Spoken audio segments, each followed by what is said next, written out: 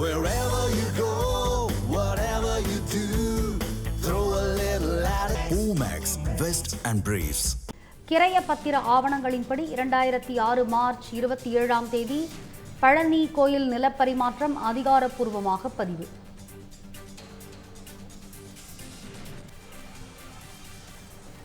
தண்டபாணி சுவாமிகள் அறக்கட்டளை அறங்காவலர் என்ற பெயரில் MD முருகதாஸ் தனியார் அறக்கட்டளை சொத்து என கூறி விற்பனை.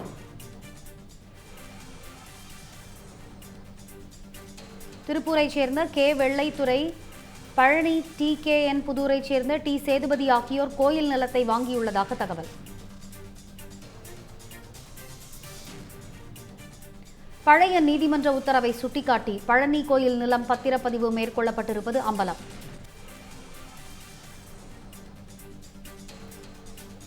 கைமாறிய கோயில் நிலத்தின் ஒட்டுமொத்த விற்பனை தொகையாக ஆவணத்தில் 2 கோடி ரூபாய் என குறிப்பிடப்பட்டுள்ளது.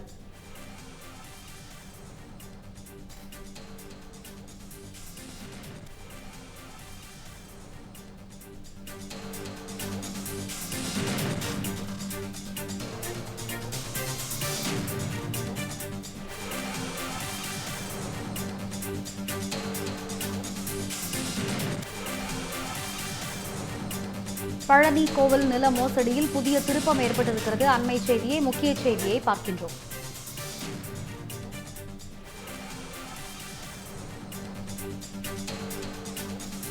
விவரங்களை வழங்குவதற்காக இணைந்திருக்கிறார் செய்தியாளர் பாலமுருகன். பாலமுருகன், சொல்லுங்க, இந்த பழனி கோவிலுக்கு சொந்தமான 100 கோடி ரூபாய் மதிப்புள்ள இந்த நில மோசடி விவகாரத்தில் தற்பொழுது புதிய திருப்பம் ஏற்பட்டிருக்கிறது. பகீர் தகவல்கள் வெளியாகி இருக்கின்றன. ஆவணங்கள் இது தொடர்பாக நாம் வெளியிட்டிருக்கிறோம். விவரங்கள் என்ன, விரிவா வழங்கலாம்.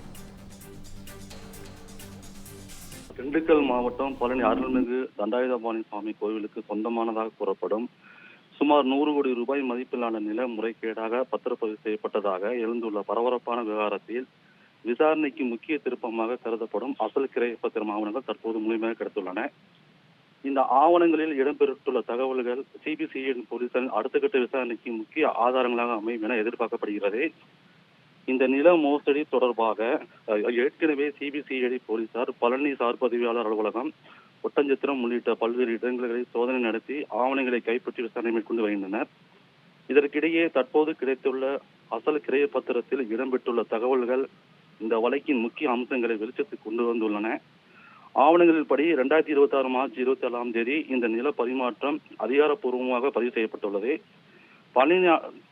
இந்த இடம் பழனி அடிவாரத்தில் செயல்பட்டு வரும் தண்டபாணி சுவாமிகள் அறக்கட்டளை சார்பில் அதன் அறங்காவலர்கள் என குறிப்பிட்டுள்ள MD முருகதாஸ் இந்த நிலத்தை தனியார் அறக்கட்டளை சொத்து என வகைப்படுத்தி விற்பனையாளராக கையெழுத்திட்டுள்ளார். இந்த நிலத்தை திருப்பூரை சேர்ந்த வெள்ளத்துறை மற்றும் அருகே பழனி அருகே TKN புதூரை சேர்ந்த சேதுபதி ஆகியோரை இணைந்து வாங்கியுள்ளதாகவும் இந்த கிரைய பத்திரத்தில் குறிப்பிடப்பட்டுள்ளது.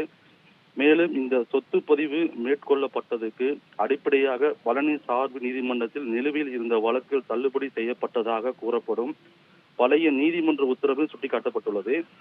அந்த உத்தரவின் அடிப்படையிலே சொத்து பதிவு செய்யப்பட்டதாக ஆவணத்தில் பதிவு செய்யப்பட்டிருப்பது தற்போது கவனம் ஈர்த்துள்ளது. கிரைய பத்திரத்தில் மொத்தம் விற்பனை தொகையாக 2 கோடி ரூபாய் குறிப்பிடப்பட்டுள்ளது. அந்த தொகை தலா 50 லட்சம் ரூபாய் மதிப்புடைய 4 காசோலைகள் மூலம் வழங்கப்பட்டதாகவும் பதிவு செய்யப்பட்டுள்ளது. மார்ச் 26, 2027 முழு தொகையும் வழங்கப்பட்டதாக ஆவணத்தில் குறிப்பிடப்பட்டுள்ளது.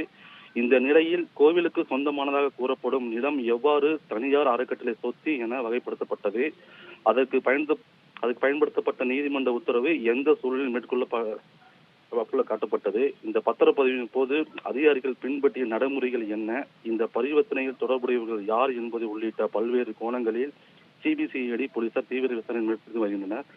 தற்போது கிடைத்துள்ள அசல் கிரைய பத்திரம் தனியார் அறக்கட்டளை சொத்து என குறிப்பிட்டுள்ள பதிவுகளும் இந்த நீதிமன்ற உத்தரவு குறித்து குறிப்புகள் மற்றும் காசாலை பரிவர்த்தனை விவரங்கள் ஆகிய அனைத்தும் விசாரணையின் முக்கிய ஆதாரங்களாக மாறியுள்ளன. இதன் அடிப்படையில் மேலும் பலரிடம் விசாரணை நடப்படுவதோடு தேவையான பட்சத்தில் புதிய குற்றப்பிரிவுகள் சேர்க்கப்படுமா, மேலும் யார் இந்த நடவடிக்கை எடுக்கப்படும் என்று குறித்து அடுத்த கட்ட விசாரணையில் தெளிவு கிடைக்கும் என எதிர்பார்க்கப்படுகிறது.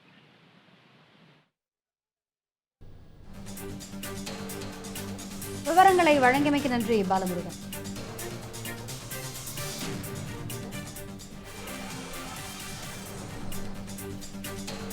மாதிரி யூஸ்ஃபுல்லான இன்ஃபர்மேஷன்ஸை தெரிஞ்சுக்க தமிழ் ஜனம் சேனலை சப்ஸ்கிரைப் பண்ணுங்கள்.